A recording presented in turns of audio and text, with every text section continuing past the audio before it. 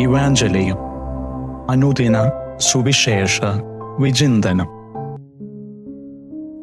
ആണ്ടുവട്ടം 34 വാരം ചൊവ്വ.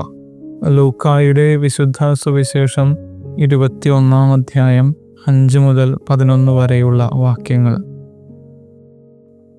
നട്ടു നനച്ചു വളർത്തിയത് ഫലം തന്നു കഴിയുമ്പോൾ ഉടമസ്ഥൻ അവയെല്ലാം ശേഖരിച്ച് അതാതിൻ്റെ സ്ഥലങ്ങളിൽ സൂക്ഷിക്കും, മോശമായത് ഉപേക്ഷിക്കും.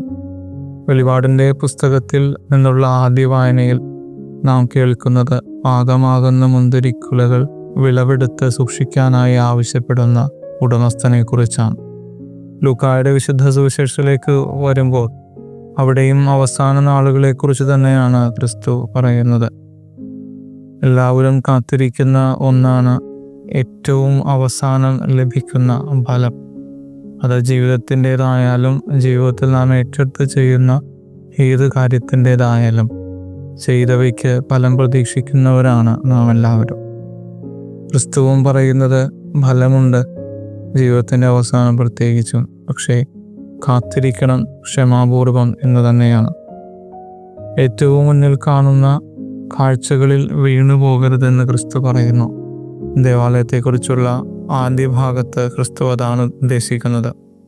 പുറമോടികളിൽപ്പെട്ട് ജീവിതത്തിൽ വഴിതെറ്റിപ്പോകാതിരിക്കാൻ ശ്രമിക്കണം. പിന്നെ അവസാനത്തെക്കുറിച്ചുള്ള ചിന്തകൾ അമിതമായ ആകുലതയും ഭയവും നമ്മളിൽ ജനിപ്പിക്കാൻ ഇടയാക്കരുത്. അത് മറ്റു പലർക്കും നമ്മെ എളുപ്പത്തിൽ വഴിതെറ്റിക്കാനുള്ള മാർഗമായി തീരാനിടയുണ്ട്. ദൈവത്തിൽ ആശ്രയിക്കുക, നിലനിൽക്കുക, അടയാളങ്ങൾ മനസ്സിലാക്കി മുന്നോട്ട് പോവുക. എപ്പോഴും ജാഗരൂകരായിരിക്കാനാണ് ക്രിസ്തു പറയുക. ഭയപ്പെടാതിരിക്കുക, ജാഗരൂകരായിരിക്കുക, ജാഗ്രതയോടെ ജീവിതത്തിലുടനീളമായിരിക്കുക.